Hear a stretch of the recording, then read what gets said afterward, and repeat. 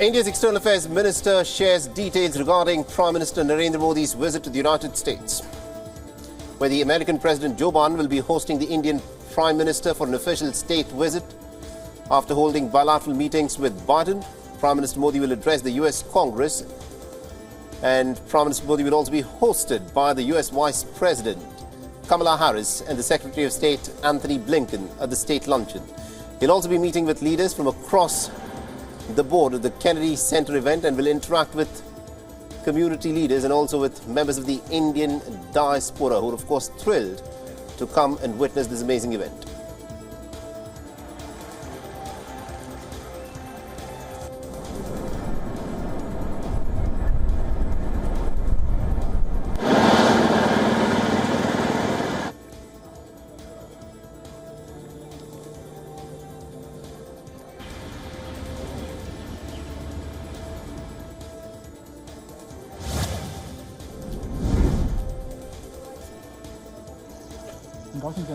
The U.S. Secretary of State Antony Blinken wrapped up his two-day visit to China. He met with the Chinese President Xi Jinping, who said that China and the United States had made progress on a number of different issues. Meanwhile, Blinken, before departing for Washington, said that both nations in fact need to stabilize ties. Speaking about Taiwan, Blinken reiterated the long-standing one-China policy. He said that the U.S. will prefer peaceful ways out of the conflict.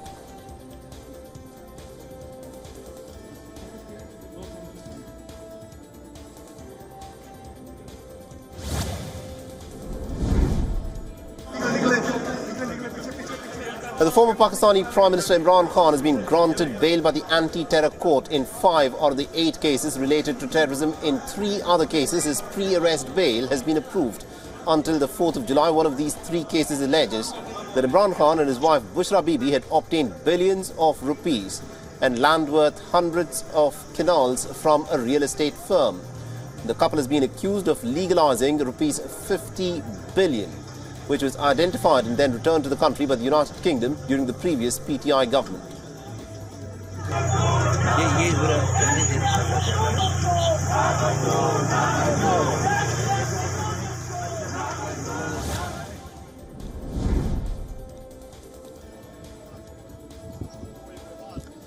And Ukrainian soldiers have claimed to have recaptured Pyatchityak, a village in the Zaporizhia region. The Ukrainian soldiers held their national flag and filmed a video saying that they had managed to recapture the 8th southeastern village.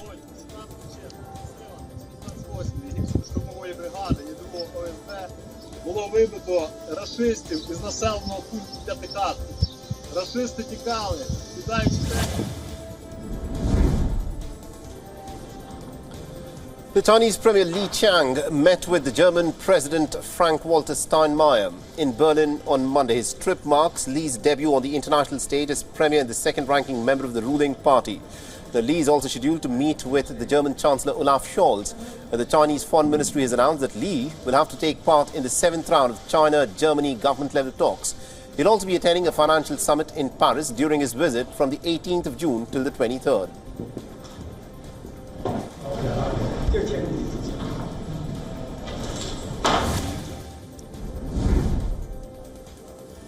China is deeply concerned about the arrest of a Chinese researcher in Japan. A Chinese researcher at Japan's National Institute of Industrial Technology was arrested for allegedly leaking data to a Chinese company. The Quan Hengrao is suspected of sharing research data about fluorine compounds with a Chinese firm through emails in 2018.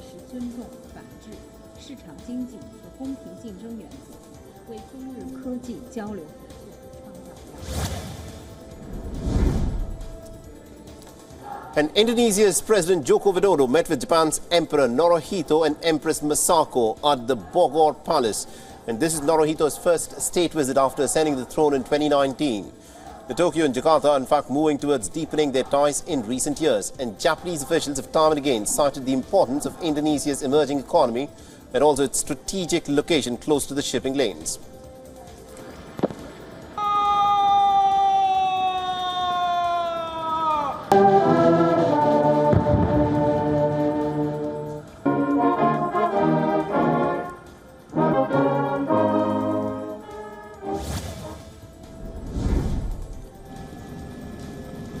The 5 people have been killed and 12 others were injured after a collision between a truck and a bus took place in Japan's Hokkaido island. The crash, in fact, took place on Sunday, and videos from the local media showed the wreckage of the 2 vehicles still stuck on the road. The bus was traveling from Sapporo and the truck was carrying pigs from Hakodate to Yakumo.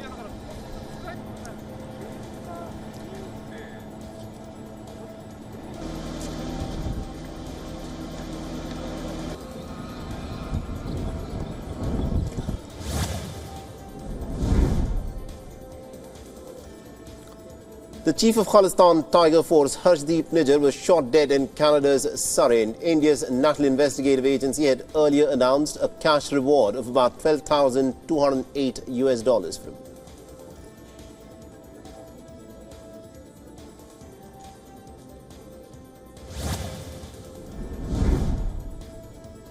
One, ignition, and lift off. Go Falcon, go PSL.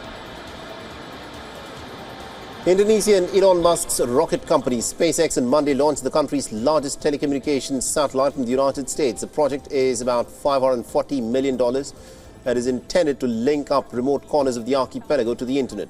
The satellite will occupy the orbital slot above Indonesia's eastern Papua region. Roughly 2/3 of Indonesia's 280 million population already uses the internet, but connectivity is limited in some of the underdeveloped regions.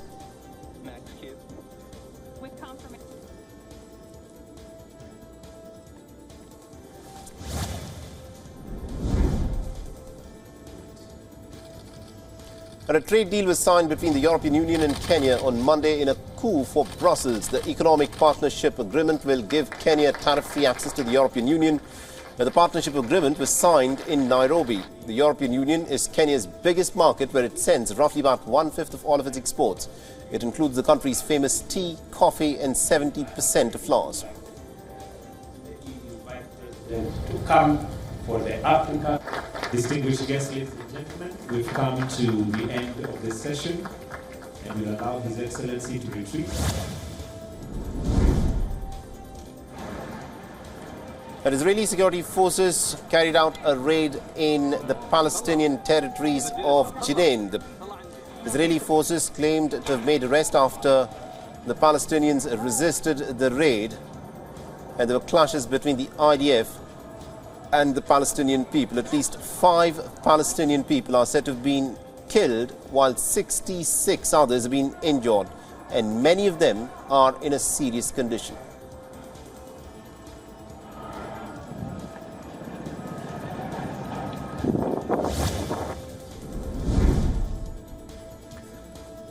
And a man stabbed a policeman near the Brazilian embassy in Tunisia on Monday, and according to reports, a heavy police presence was there in the area and the location has been cordoned off.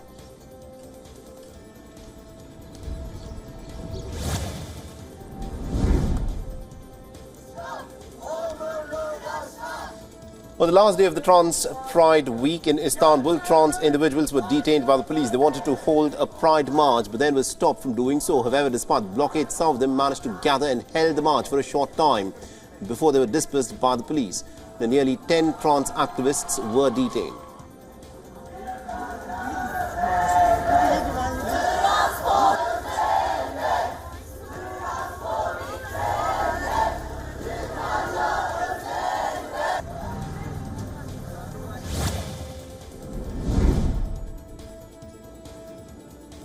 And amidst the ongoing public resistance against the judicial overhaul in Israel, the Prime Minister Benjamin Netanyahu has vowed to advance the controversial judicial reforms.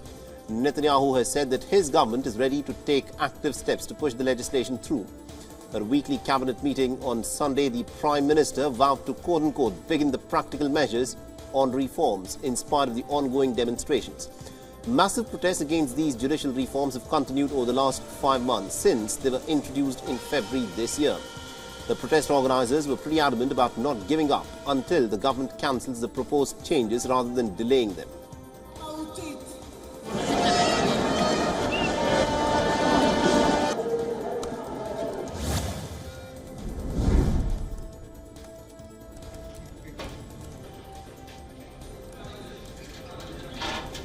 The polls in Mali's Bamako closed on Sunday. The counting of the votes was underway and the Malian voters cast their ballots on a new draft constitution in a referendum. And the country's coup leader, Colonel Assimi Goïta, said that the referendum will pave the way towards holding new elections in 2024.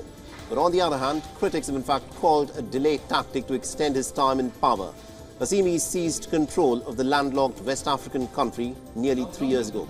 He's told Malians that the proposed draft constitution provides for a better organized executive power.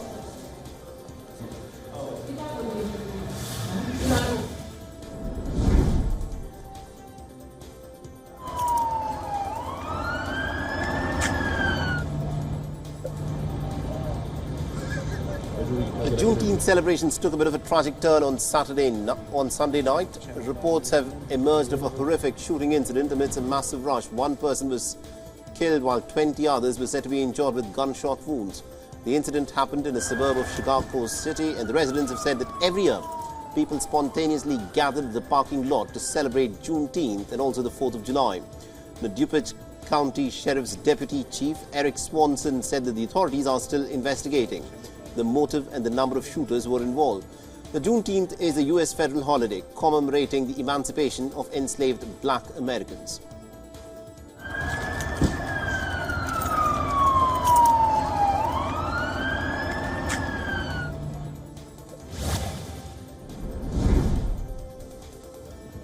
And River Derwent in the Lake District of England is now completely dried up in some stretches. The areas include the village of Seathwaite, which is the wettest place in England. The reason behind the same is the prolonged drought condition for the third consecutive year.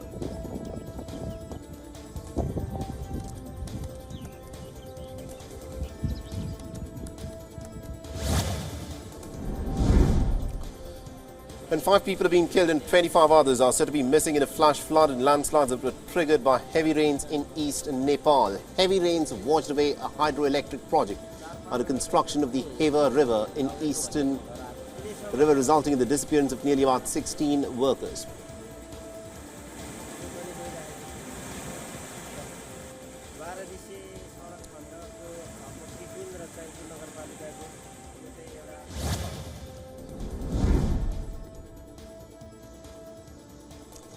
And a searing heat wave has swept across India's northeast over the weekend. The latest spell of unusually hot weather caused nearly 100 deaths in just about 2 regions alone since Thursday. And maximum temperatures soared to anywhere from 42 to 44 degrees Celsius in at least about 5 states. And according to the Indian Met Department, this is the highest recorded temperature of 45.4 degrees Celsius that was recorded in India's eastern state of Odisha. The government on Sunday had issued more severe heat advisories for some of the northeastern region, and it said that the blazing conditions could extend well into Tuesday.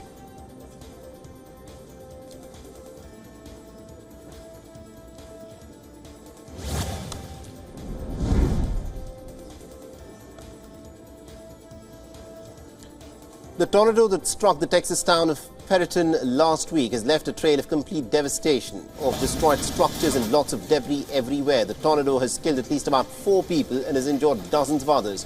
The hundreds of homes, many of them in a trailer park, were damaged or destroyed. And satellite images before and after the tornado hit showed the aftermath of the devastated areas.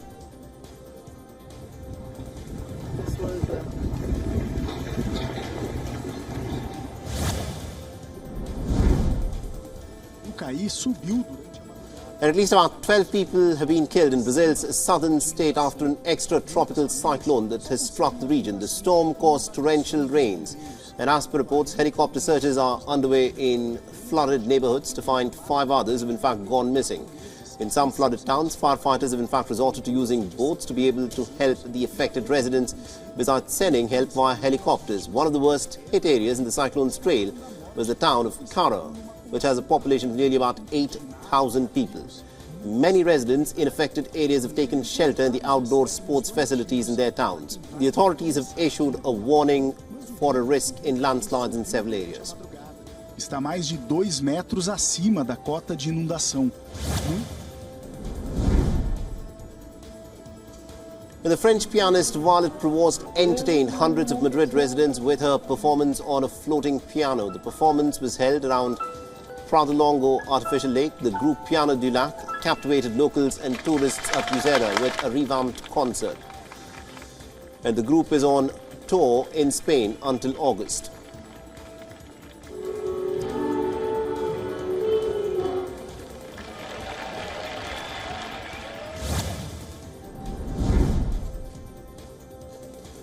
And Twitter is planning to revamp its existing structure by focusing on video creators and e-commerce segments. The plan is to breathe a new life into the social media companies' existing businesses and then take it a step beyond digital advertising. Introduction to the in fact, in a recent investor presentation, CEO Linda Yaccarino, along with Musk, showed us to how vertical videos account for over 10% of the time spent on the app. It's widely known that... Now, interestingly, former Fox News host Tucker Carlson also launched a new show on Twitter called Tucker on Twitter.